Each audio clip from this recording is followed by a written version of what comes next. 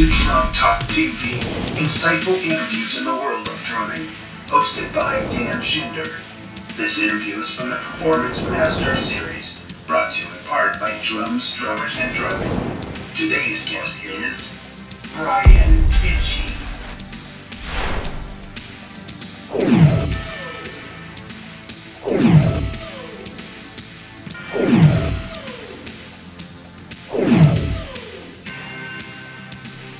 Hey everybody, this is Dan Schinder. We're watching Drum Talk TV, and you can hear some rocking out because I've got a rocking guest today. I've got an extraordinary guest who's actually been through something a little bit extraordinary that we'll touch on a little bit later, and I didn't ask him whether or not it was okay or not to talk about this, so I'm going to.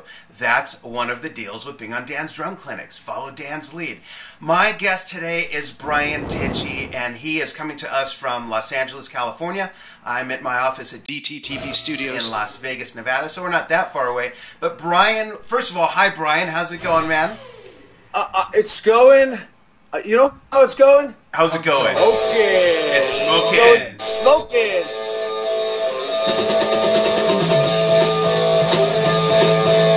Absolutely. All right. There you go. Now I got to tell everybody, Brian was going to do this interview in person with me on New Year's Eve. He was going to be literally a mile and a half from my studio, my house here in Las Vegas. But as many of you know, unless you've been under a rock for a month, the day before New Year's Eve, which would be New Year's Eve, well, I'd like to say he did some heroic thing, rescuing a damsel in distress from a burning castle and fell off of the... Anyways, what happened was he was in a little mountain biking accident, broke his collarbone, and Brian, I gotta ask you first, number one, how are you doing? I just got back from my healing wizard, sports medicine therapist, whatever you want to call it, Dr. Moravati, and yeah, I'm doing great. They have this electric current wand thing. They put some lotion on you and find all the points of where it's the worst, and they break through the scar tissue and the dead tissue, and the bone heals quicker. I've been going for years. He's in Glendale, California, and he's awesome. But surgery was great. I have a metal plate with 9 screws. I thought it was 8. We looked at I counted again today. It's metal plate with 9 screws on my clavicle bone, and that did the trick. That was like the lifesaver. That was like, okay, there's I can see an end now. Right. Immediately coming out of anesthesia bliss, in surgery. And yeah, this past week it's been a week, and I honestly, if I had to, if somebody said, dude, we're up near you, our Eagles or our Fleetwood Mac tribute band is in dire need of a drummer tonight, right, I could hang and... Oh, wow, that's great. I love it. Heartache tonight, I could totally do that gig, dude. I could, just do some speed bagging. There's a little bit of pain here, but it's numb still. But compared to what it was, it's 8 days. It's 8 days after surgery. So that's yeah, crazy. I'm good to go. Now listen, I know everyone wants to know about S.U.N, your new band. Everyone wants to know about what's going on with your experiences with Whitesnake, with Foreigner, playing with Ozzy, playing with Yngwie Malmsteen, playing in the Lynch Mob, the Bonzo Bash, the Marshall's 50th anniversary at Wembley. But I'm going to ask the question everybody really wants to know. How did this accident happen? Was it a wheelie? Was it a bunny hop? Was it a Brody? What happened, man? What's a Brody? Brody's when you slide, you cross over and slide. Oh, well, we called it, we just called them skids. I think we just called them skids. But as a kid, kids skidding. What happened? I'll make it quick. There's, behind my house here, I have mountains, and the ones right here are not that big, and then there's a couple bigger ones down the road, and the rehearsal we were supposed to have that day for the Moby Dick show in Las Vegas got canceled at the last minute, and it was supposed to be at my house. We're just going to do a quick run through, get together. It goes over some new tunes. We were going to play My Time at Dying. We were going to play Nobody's Fault But Mine. So we wanted to touch, just go through these things. Well, one of the guys couldn't make it at the last minute, some hospital type situation with his family, and irony. What's that? A little bit of irony there. Yeah, it was so I had the afternoon free, and I just said, okay, I'm going to go for a mountain bike ride. And I went to the bigger one, and it's awesome. It's about 5 miles up, and it's a total, nonstop, it's just a fun workout. I love getting up in the mountains. And then I got about halfway up, and it was getting really cold. I had double thermals on and hockey, not skates, hockey socks on, and underneath my helmet I had a winter hat. So I was like a little bit more done up than normal. And I was up there, I was like, man, this is going to get colder and colder. And I've been doing this all week. I'm a little bit burnt.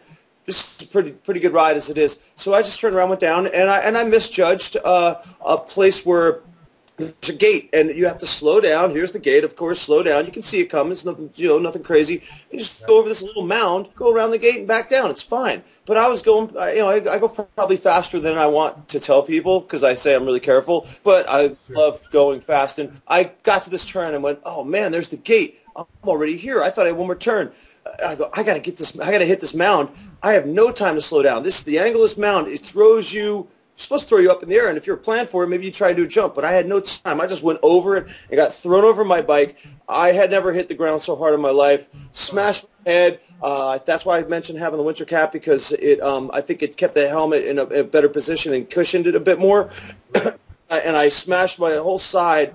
The main pain right now is my ribs. I didn't crack ribs. I think it just bruised the area. I have a lot of bruising on the whole side of my body. Even my upper thighs, which doesn't hurt, has a big bruise on it. I don't know how that happened. But, yeah, I just got up and I made this sound. This is an awesome sound. There's a problem when you... I've heard that sound, too. Just the sound. Oh, like that 3 times, and I breathed. I stood up, moved my arm around, and everything moved inside. I was like, it was bad. And wait, let me turn this off. And then I just got up and I couldn't. I walked my bike down with my left, and a couple people that were actually above me were jogging or something coming down, and they helped me carry my bike. They walked my bike with me for a couple miles to my car, and I went to the hospital. So it was just a bad judgment call on I've been on this hill before, and I just misjudged exactly where I was. This time the hill was on you. Yeah. There's no anything we do. There's stuff like every time. Well, the good news is this. I've been playing drums for a long time myself. I'm a little bit older than you, but I've been playing for 43 years, and I know that you'll have no problem getting back in the swing of things, because playing drums, it's just like riding a well, never mind. Let's scratch that. But hey, let's dive into some music, brother.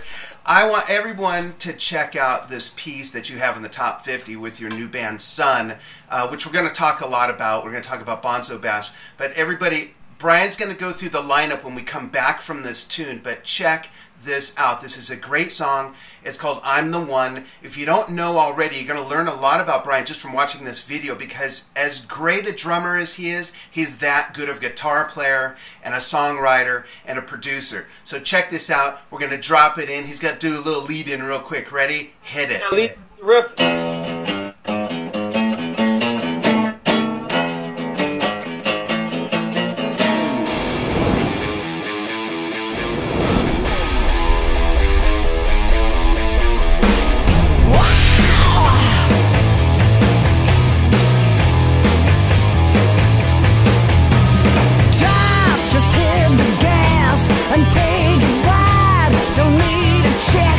Before you slide it in my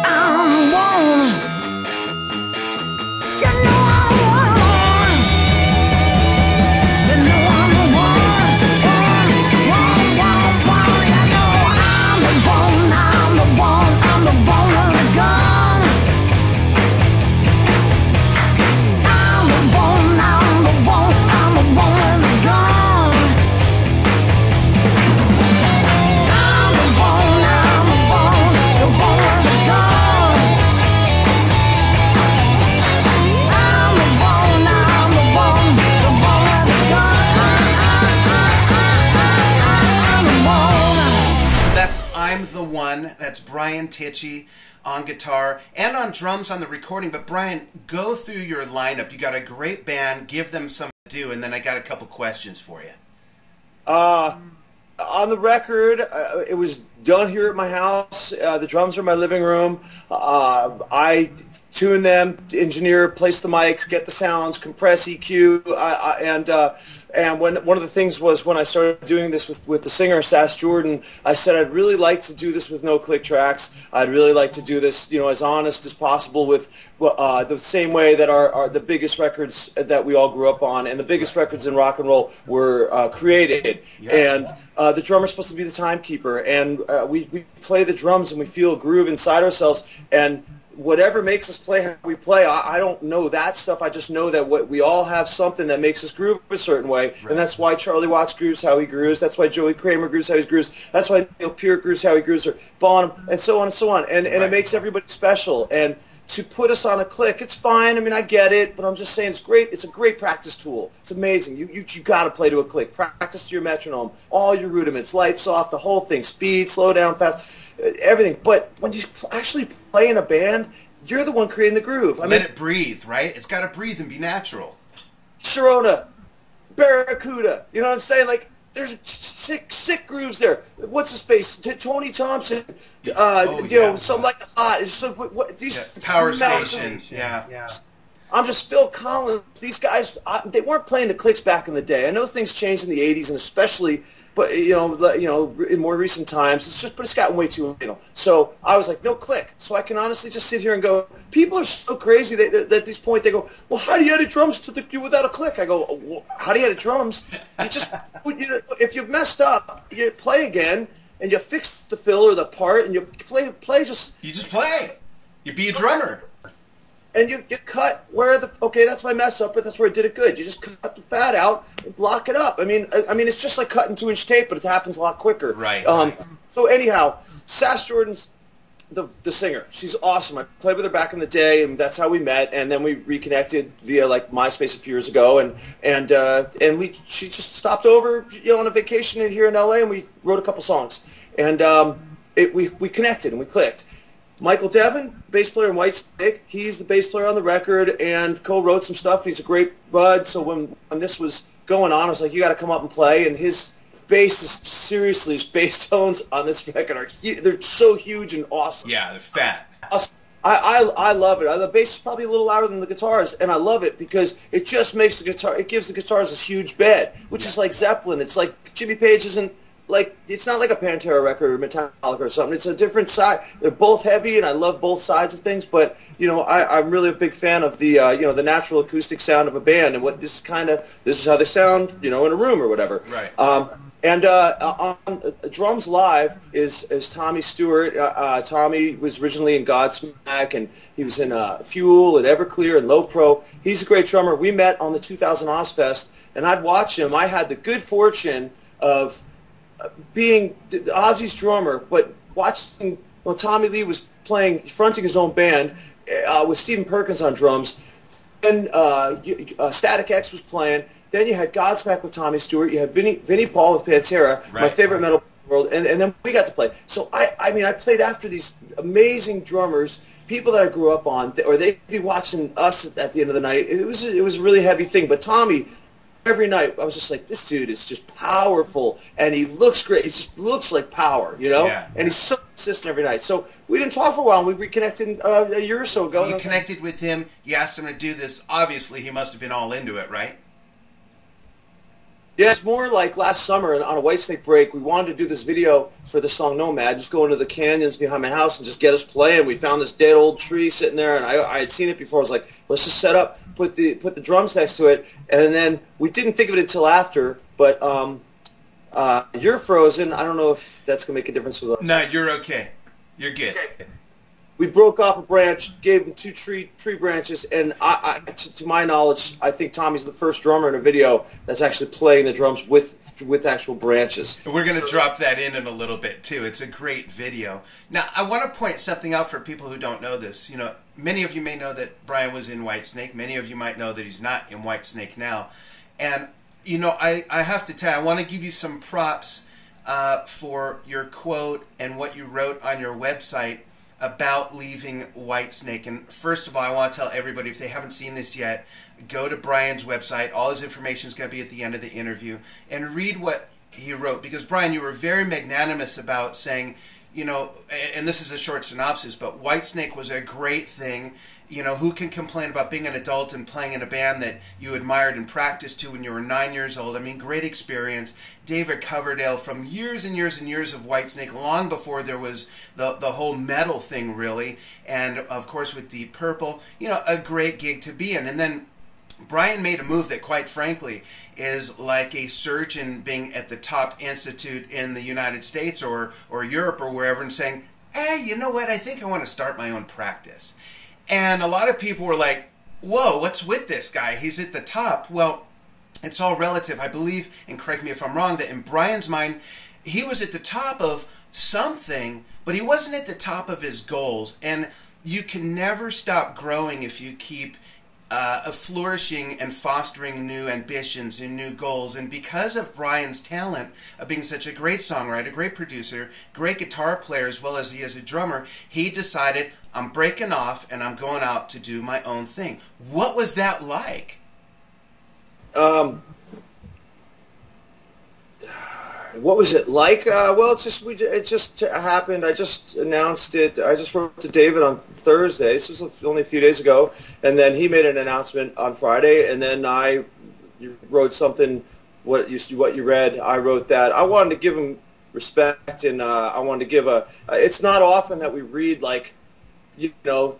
I wanted to give a true side of it while I have people's ears, you know, right. And hopefully inspire people, because yeah, you know, I didn't ever get into this to think, oh, if I play with famous bands, then I've made it. My dreams are complete. You know, I dreamed of listening to Kiss and Zeppelin and Aerosmith and said, I don't even know how you do it, but that's where I'm going. I don't know. Right. So to play with those bands that I grew up on is awesome, but there's a whole other side. I mean, I always played guitar 7th, 8th grade, learning, you know, Deep Purple and AC/DC riffs and all this stuff. Right. Always had that, and that was also, that leads to songwriting. And I've had a little taste of it. I did stuff with Billy Idol, and I write stuff with Derek Sherinian on his solo records, and I've had my own band in, you know, before 10 years ago, where I was playing guitar and singing. So, you know, playing around town in LA. And so there's always been this thing I wanted to do. I always wanted to play guitar in a band. I always wanted to be a part of my own band. So what was it like making that mental transition? What was it like making that mental transition where, okay, I'm going to David, and then you tell David, and then you realize, okay, now I'm committed. I'm all in it. You know, was it liberating? Was it slightly daunting? No, it was actually, it had nothing to do with the accident, but the accident, when it stops your life, you just go, oops, I screwed up and everything's stopping here. And it's a really quick, it makes it really, it sits in your face. It's just looking at you like, dude, what are you going to do? It's obvious. Just write the email and write it how you feel. Yeah, that's it. So I did it. It wasn't like that made me do it. It was just, everything was happening. It's a new year. They're talking about the tour. Everybody's making plans. I'm not going to drag this on. I knew I wasn't going to drag it on anyways. You know, it was just a matter of, okay, now is the time. And I wrote to him. I said, you know, it's actually pretty easy to write this with honesty after what I've been through. It was already there. It's making it, you know, it's just sitting in front of my face. So, it wasn't hard to write at all, you know, and I like writing because instead of trying to ask me something off the cuff right now and have to say it in the correct way right off the top of my head, if I can just take a little bit of time, if you know, and just, oh, this phrase would be said better if I did it like that, you know. Right. So that's why I wrote him a real long email, and no, it's all cool. On the same token, you know, I was in Billy Idol for a bunch of years, and I've played with Foreigner since 1998 on and off, and I've consciously left them too. Not like I have some big, I'm leaving, well, I did leave Foreigner because there was an Ozzy opportunity, and Foreigner didn't have a lot of work in 2000 at that time, and I was like, I want to play with Ozzy. This is a guy I grew up, I mean, forget it, but that's why I still have a good relationship with Foreigner, because of how, you know, I try to be respectful about it. I'm not trying to play a game here or just run around just from gig to gig. I wish I was in my own band that wrote our own songs from the beginning, but that's like, you know, that's like the peak of this music business is when you can be in your own band and create, and people enjoy what you're doing, and then come see you play and buy it, you know, and you get fans. I love that. I gotta take that. David has that. I give him so much respect. Him, Billy Idol, Mick Jones, a Foreigner, Ozzy. These are the biggest names, and they've proven themselves. Right. Why would you stop at playing with them and for them if you want to try and hit at the next level, which is where they're at? Exactly. Why would you stop? You know, so it's kind of, you know, cut and dry. There's no real, there's no debating it. You know, it's just, it is what it is. And and it's fun. It's a lot of fun. It's so fun to play. Playing those songs that I did practice in high school. It's awesome. The guys are great, you know, but it's like it's a year commitment. This year's done, you know. Right, and you know, if I could say so to everybody, Brian has a lifetime of experiences of everything you just said, and now I'm sure he's pouring it all into his baby, his Garden of Eden project, which is S.U.N. And I want to drop in another song that I just love. This is the song that he was talking about, played with tree branches, not drumsticks. And it's called Nomad. And what I dig about this really is, and I wish you knew more about, we don't have time for me to explain the perspective, why this perspective is such a compliment, because of the crazy music I listen to. But to me, watching and hearing this song, Brian has widened that fine line that an artist walks, that makes music that musicians can really appreciate, of all different styles of music, and that fans who have never picked up a musical instrument can also appreciate. Not everyone can do that. It's usually a lot of one or a lot of the other. But watch this big, fat, greasy beat grind song, Nomad, which is just so good. The vocals are incredible. That fat-ass warm sound bed on the bass, the drums, the guitar just cranking away. This is old school rock. No click track included. No click track needed. Check out Nomad, because they're going places. Check this out.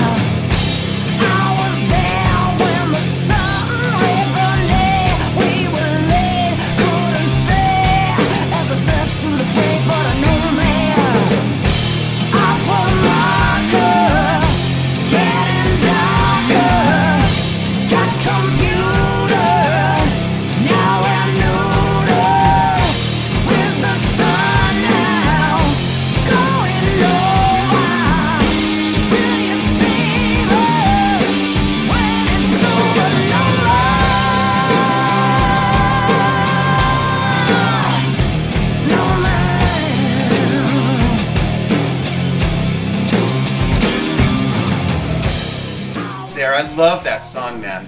Thank you. Just love it. So that is Nomad, and that looks like it was a lot of fun to record too. And I even like how the cinematography and the post-production on the video, and I am a video guy, so I can really appreciate it, does have that. It's not like a dated look, but it's absolutely flavored with stuff from the 70s and a lot of the roots and organic sonic qualities you brought in from the 70s into that music. It goes so well. Well, thank you very much. We did it ourselves, literally, and this is no joke. Within 3 hours, we did a photo session and a video. I'm not kidding. We got there at 11, and I had to be gone at 2 to pick up my kids from school. We dragged everything over there, set it up.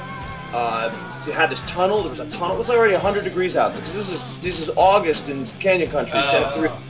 So it's 100. There was this tunnel, a water tunnel. We all went in and did a photo session, which was 20 degrees cooler, and then we just went out there and just set up a few cameras. And the whole thing with the post-production was, well, you know, this is top quality filming and all that, but it's just like, it's not supposed to be. Just grain it up. And there's some key videos. There's like old Tom Petty. I forget the name of the song right now. There's an old Tom Petty video where he's in the dirty, dusty kind of outdoor area. Yeah, I know which one you mean, yeah. And as they kind of had that in Soundgarden's Jesus Christ Pose had a similar kind of thing. Just I mean, it's obviously a bigger budget and a lot more going on. But that was it, just to catch a vibe.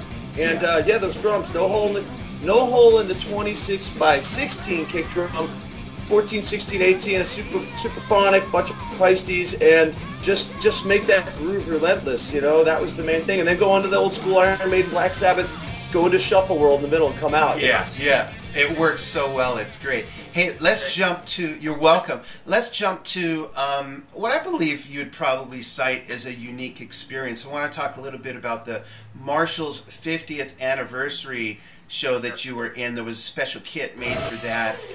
This was at Wembley in England. What was it like when you got that call? Start with that. Yeah, well, I play Natal drums, which are owned by Marshall. Right. So at the end of the Whitesnake tour 2011, we did a couple clinics in Dublin and somewhere in the UK, and Paul Marshall asked me. He said, "We're doing we're going to do a 50th anniversary concert. Would you like to be the house drummer?" And I was like, "Are you kidding me? That's of course." So, like, you didn't have to check your schedule or anything, or make sure someone, was okay with it? I knew Whitesnake wasn't on tour. I knew that, we weren't going to be on tour. I knew I didn't have big plans to, join something new at all. So when he said, September, I think it was September 22nd, I was like, yeah, I'm definitely there. And it was a really, it was an honor to be the house drummer for the evening and play with some people I played with before, and some people I grew up on.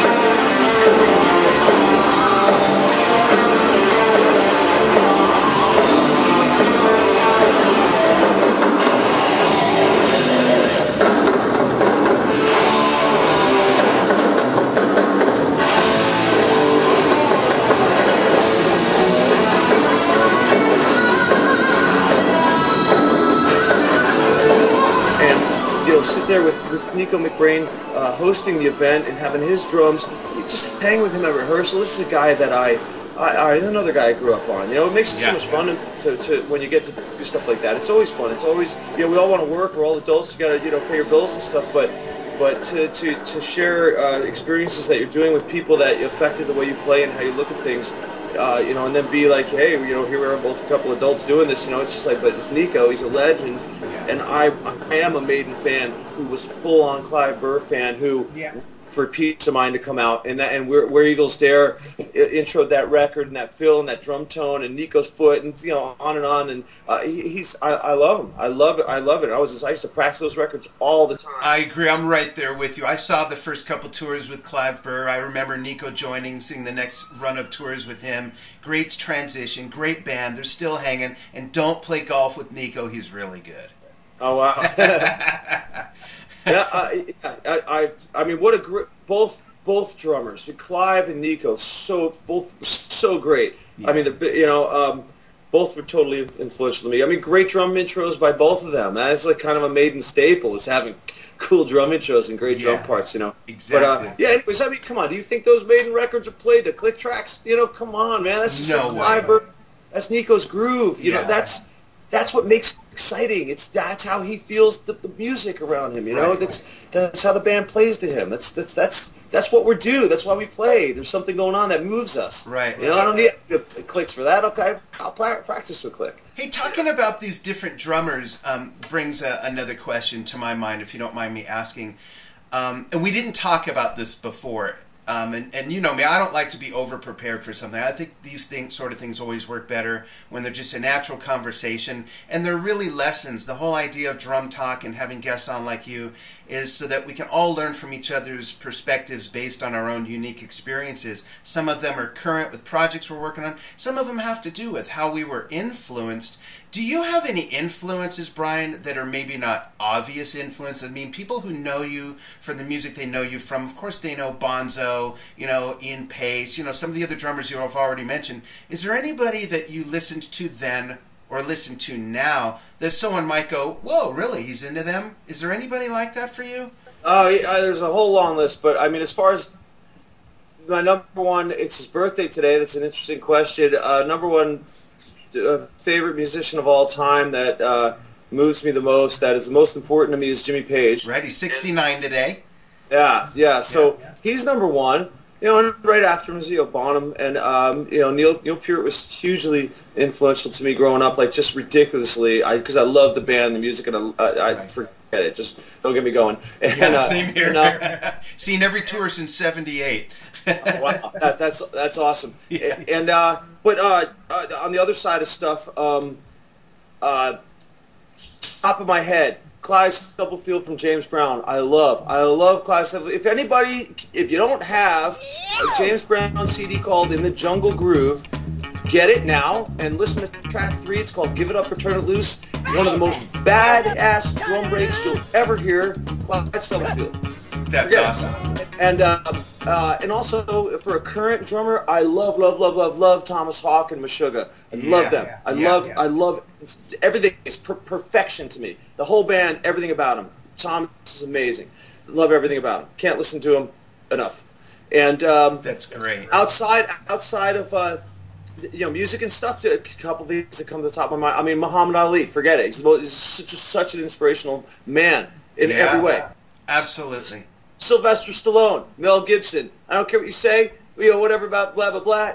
These guys are insane. It's a different field. They took something they believed in. Rocky 1, forget it. It's his idea. He started it. He wrote it. Yeah. And brought it to fruition. He made the dream come true. Turned it into a franchise that's still going. Perfect movie. Yeah. Braveheart, perfect movie. Mel Gibson started it, directed it. Come on. Yeah. And then outside of that kind of stuff, I mean, okay, I love Salvador Dali. I don't know much about art. I just know I love him. I've been to the museum in St. Petersburg, Florida, and I'm not, you know, so knowledgeable in all that kind of stuff, but I just know that I know enough about him. He's truly ambidextrous, because we talk about drummers. Oh, you can do lefty, you can do righty. I know there are guys that can, but if you really, my dad's lefty, so I kick lefty, I eat lefty, I throw righty, I write righty, but I'm a righty drummer. But there's some things this is really interesting for drummers. Check this out. This is a total drummer thing, and I'll get back to the other stuff. I won't forget it. Righty drummers, when you do a flam, you do left flams. Basically, a dominant flam from a righty drummer is left, meaning it's right-left. Right. Correct. Right? We'll say correct. Correct. Okay, so why? Why is it left flat? Because you're righty. You're dominated with your right side of your body landing first. It's just the way it goes. That's why most righty drummers, flat. That's not comfortable to me. Same here. I start with the left on flams. Exact same thing. Do you have any lefty in you? I have my mother, my wife is an artist. She could go on with you about Salvador for a year. But my mother was an artist, and she taught me how to sketch and everything and paint and color with the right hand and do shading with the left. I started painting and drawing when I was really young. When I play drums, I flam with my left. I lead usually with my right, but I can play open-handed. Half my drum kit is set up left-handed. When you get past the hi-hat, my timpani drums are set up as they normally would be, which is left-handed tuning, really. And then I used to have 5 Simmons over them that were backwards tuned for lefty and a bass drum down there. So if I just turn like this, my right foot's on the hi-hat, my left foot's on the Simmons bass drum, and I have a left-handed kit. So, cool. And I only really write and wipe right-handed, but like I open a jar. Did I say that? I open a jar left-handed, I shoot pool left-handed, I deal cards left-handed. It's really weird. It's strange. Well, you have a lot of lefty in you then. Yeah. Okay, let's say this. Let's say when you do a triplet, you know, your basic hand foot. Yeah. Are you left-right foot or are you right-left foot? I am, now that's a weird one. I'm right-left foot. but I can bring in the accent on the snare either with the left hand or with the right. So sometimes I get that weird. I'm saying if you're going boom bat get it gat. Are you doing the downbeat eighth notes with your left or right? If you go get it gat. With my right, and sometimes even start it with my foot, and then it's the right left. It's weird. Okay, so it's a right dominant. That's interesting because the faster you go, if you take your foot out, you're basically doing flams. You're basically going, you know. So you. Exactly. You know, so for me, I do the right flam, left right. I do those licks, and the reason this is the reason I was bringing this up is just because it's interesting because when I do that stuff, just like as a kid, I was in the gym. I was like in kindergarten. I didn't play drums yet, and I remember sitting there in the acoustics in the gym. You know, it's total reverb and ambience. Right. So I was going on my thighs and the foot, going you know, going. I was like, that sounds cool in the gym. I remember being a little kid. Yeah. Didn't apply that to drums. Started playing third grade. I got a real kit in fourth grade. It wasn't until like sixth grade that I actually went, good look. I went, whoa, that's amazing. You know, I didn't get it. And then I came across it, and it was no problem. But it's always left, right foot. You know, I could do the right, and I can alternate and I'll practice and stuff. But the natural thing as a kid was a right flam and that pattern left, right. And if you watch Bonham, on a Royal Albert Hall, which is a really nice, revealing DVD. You can see that in the Dazed and Confused, the crossover stuff. It's total left-hand lead, and so a lot of his licks that you know. There's something going on with him that's got some left in him, as well. It's funny. On another screen on my computer, I have Moby Dick from 1975, and I was actually watching that. It's still up, and I was actually watching that, playing this one thing over and over that he's doing, and he absolutely was left-hand dominant when it came to doing his triplets and the accents with him and everything. Yeah. And the reason we're talking about this is because people go, oh, well, you're ambidextrous. And no, ambidextrous is Dolly, where they show you in the museum 2 paintings he did, duplicates. One was completely right, one was completely left. And that's amazing. That's like true. Yeah. And what is it? What would you say? Ambidexterity? Yeah, absolutely. Yeah. So I just thought that was fascinating to go and see that. You know, it's just you know, because what's going on in this guy's mind to come up with that stuff, you know. I'm just a fan of it. And also, to answer that, to get back into that, ending the last question, there's I mean, I don't follow too much sports at all, but I really respect boxers, but I don't know much about what's going on in boxing. I just don't pay attention. But I'm more hip to the MMA world, and there's a bunch of amazing, the lifestyle and the dedication it takes to be those guys is amazing to me. And there's a guy, Nick Diaz. He's one of the top dogs at whatever weight, I don't know, 170. But he's just he's a character, but he's so dedicated. You can't. This guy comes across like he's probably smoking weed, and he's probably just a brawler or whatever. But it's like, no, he's hardcore. He's into fitness. I mean, he's a triathlete, but he's not. It's like, so I look at this guy and I go, wow, it's the dedication to have this difficult upbringing, to grab something and focus on it and become the top in your field is amazing to me. It's just inspirational. And with that said, the last guy, if you guys aren't hip with this dude, Dean Karnazes, he's an ultra marathoner. He is, to me, probably one of the most badass guys on the planet, and one of the most inspirational, because I just came across his book in like a Barnes & Noble. I like just grabbing books sometimes of sports guys, or and I just I'm in there and I saw Ultra Marathon Man. There's a guy, great shape on the cover. And I'm like, okay, let's see it. It goes 100 miles nonstop. I'm like, I thought a marathon was 26.2. Right. 100? I didn't know that was humanly possible. That's crazy. This is like 2009.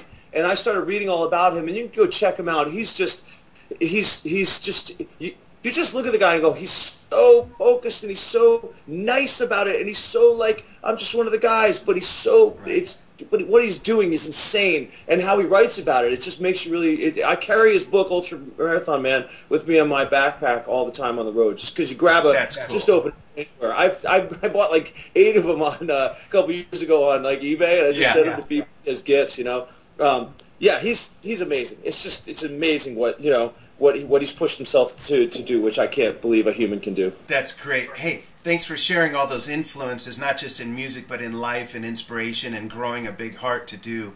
you know, what it takes to make your dreams come true. And speaking of one of your other projects and dreams and so on that we were just talking about, Bonzo Bash is coming up. It's the first night of NAMM.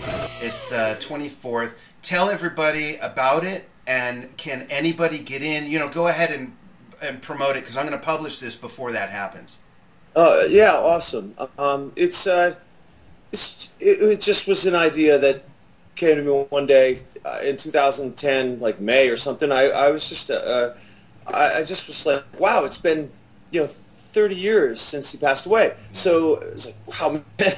I've been like, crazy. That's a long time. You start going, put it in perspective of your life. Go, whoa, 30 years. And I went, man, we all love him. He's still the sound, still the biggest groove, the best tuning sound, the best in the best band. It's all the best to me, and everybody pretty much agrees. It's not. I'm not saying anything unique. I'm not turning on anybody to something they don't know. But so I go, why doesn't somebody do something where they just get his most famous kit, the Ludwig, the acrylic amber. Yeah. You get the acrylic amber kit. It's from Song is the Same. It's his most famous with the 3 circles. Yeah. And front and center of the stage, and make it. Every drummer picks their favorite song and gets on that kit and plays the house band. And I'm like, well, I'm in L.A. I have a lot of friends out here. We all love Bonham. Like, I know, like, if you're talking with a Jimmy DeAnda or a Charlie Benazzi or a Mike Portnoy or what, there's no point in time where you're not really going to start talking about Bonham. It's going to come out. You're going to, oh, dude, check out this bootlegger. We know that lick, or it's just the way it goes. And after starting the show, it became more apparent. We're all like, what do you think about that? It's just really fun to talk of, because we all grew up on it and stuff. So, thought, okay, in my head I made a quick little list of my buddies and some people I know that are if they're available, it'd be really cool. And I went, and you can actually find it if you went back to that month of 2010 on Facebook. I just made a joke. I'm going to do a Bonzo tribute show. I'm going to call out, Frankie Vidali and Jimmy DeAnda and Joe Travers, and I just said, some joke thing. It was just an idea and a joke. It was like a joke, but maybe we'll get a room and I'll get a rehearsal room and film it and have a keg of beer. Get a keg. I was just gonna say that you gotta have a keg with a Bonzo tribute. It's just, and then I said, but if you had it in a club, but people would actually probably want to see it because it's pretty unique. You have like drummers from all these different bands tributing to Zeppelin, so every song's great. And so I talked to my buddy Sutton. He's a promoter here in Hollywood, and we do shows together and stuff. And I just threw it at him. He's a Zeppelin freak, total freak. That's his band too. So I'd say he goes, that's a pretty good idea. And then I go, well, I don't know, the Key Club. I know you kind of, he goes, oh, he's books nights there at this place, the Key Club. And he goes, yeah, September 25th. That's a Saturday night.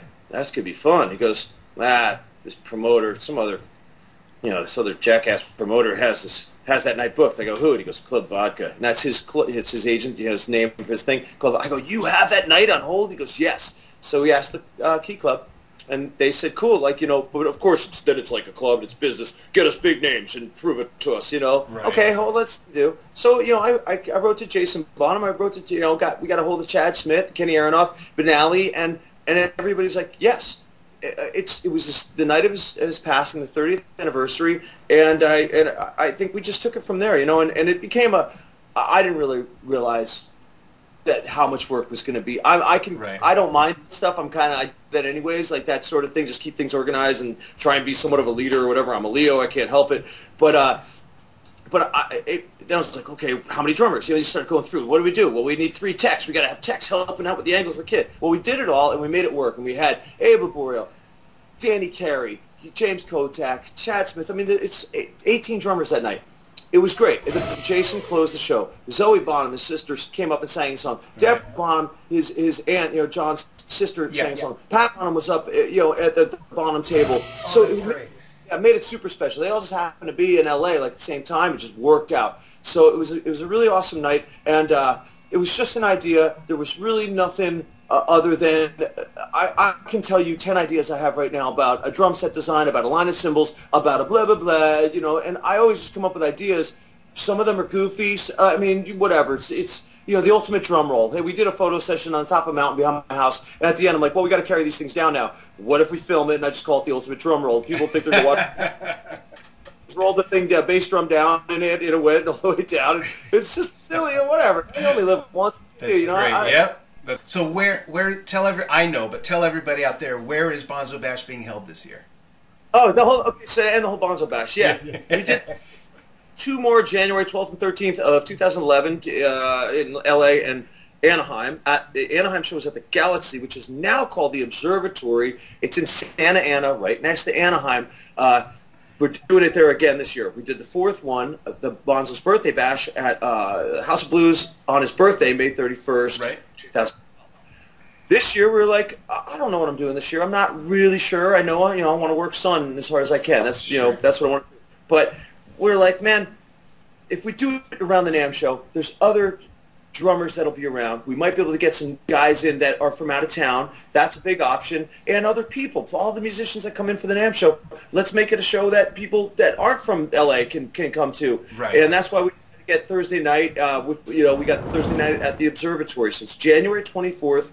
It's a Thursday night. It's the opening night of NAMM. It's about a 6-mile drive from the hotels and the convention center. And it's right now. Honestly, I know it's this year we have Natal Marshall sponsoring it, which was great because I last year the purists may say, oh, you're not using Ludwig, acrylics and blah. But the truth is, I'm sitting here with a brand new company, Natal. They make great stuff. It would be kind of silly of me not to come to them and say, guys, why don't you make an acrylic kit for the show? Right. It's Natal. They make great stuff. Why would I not do this? That's not really a smart move. I want to work together with them. So sure. And you've got Pasty on board for the cymbals. Yeah, we have Regal Tip. Go check out the Tish Sticks. It's my own model. It's totally a unique model. It's basically a 7B with a 5B tip, but they don't have one like that. So it's not like the metal stick where it's all tree trunky. Yeah. It's got a little sympathetic to your technique, and I backed off my size of hair when I did this. It was like it's got the density in the front, but it's just a little bit. It's not as thick as that rock. What's considered like the big rock guy stick. Right. It's just a little bit backside. So like God, man, I practice technique. I didn't just go good. I want to be able to, and it's amazing when you back off just a hair. Yeah. All the little stuff just comes out a little bit easier, and cool. I mean, go down to a smaller whatever. What is it? I don't know a small name of a small stick, but of course, the smaller the stick, the easier it is to manipulate. Yeah. But it's somewhere in the middle. It's definitely just a rock stick, but it's a little bit on the backed off side for technique's sake, really. Right. And so yes, Pasty, Regal Tip, Natal Marshall, and it's all my companies. It's really pretty simple. It's Pasty, 2002's best cymbals in the world. Forget it, bar none. That's the deal. Don't even debate me on that. That's great. Pristine sounding cymbal that a 2002. You can't. It cuts through the recordings. It cuts through live. There's so many nice colors in those cymbals with this glassy, icy top. Forget it. Granted, if you like a dark sound, if you like a K or some of those dark sound, a whole different world. But I'm saying for that pristine, loud crash of rock that just cuts through and carries its weight up, forget it. 2002s, the bell on the 2002, the 15-inch sound edge, hi-hats. There's a tone in there. There's no other tone. I've sat at Pasty in Switzerland in their showroom where they have like 60 or 70 hi-hats. Yeah. And I've hit single one. And it's what's awesome if you get the 14-inch Rudes, and you play those, all of a sudden you're like, oh, it's Stuart Copeland. There's a chippy sound. Oh, that's neat. Yeah. It's totally identifiable, isn't it? Yeah, I mean, he's Stuart. Forget it. He's a legend, icon. Forget it. But I'm just saying, he made his sound. But I'm saying, in conjunction with, with that hi-hat. Forget it. So yeah, but then when I go around the whole thing and I come back, and last one I go 15-inch sound edge, and I hit him. I go, that's the best of all of it.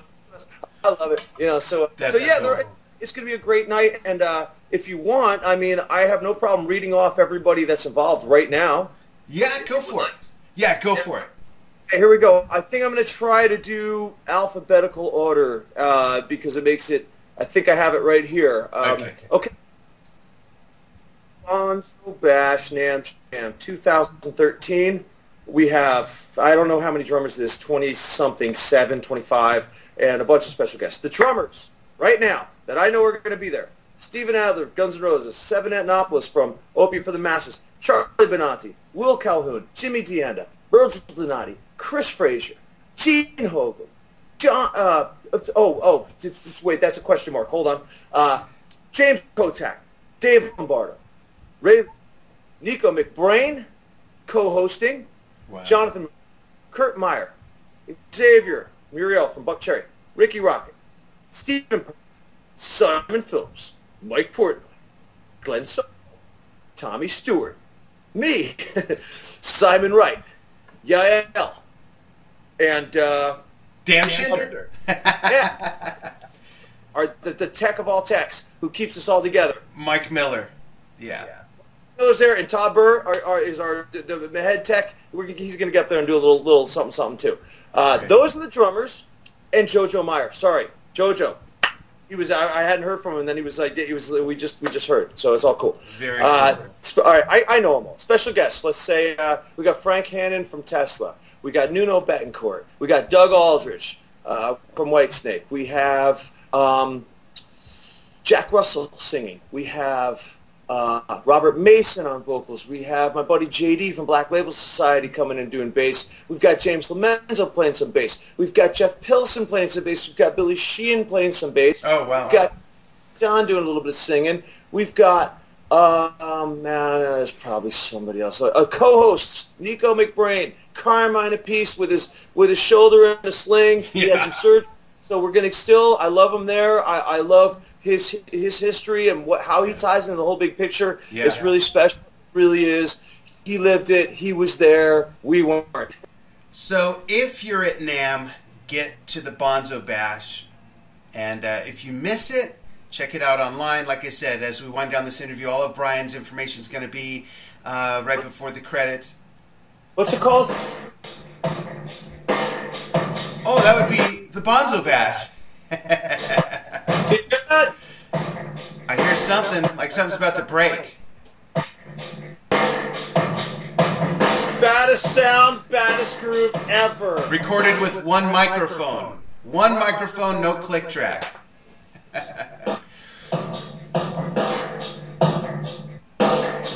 Wait, hold on, what happens? Just have this going on in the back of my head all day long as I'm walking around.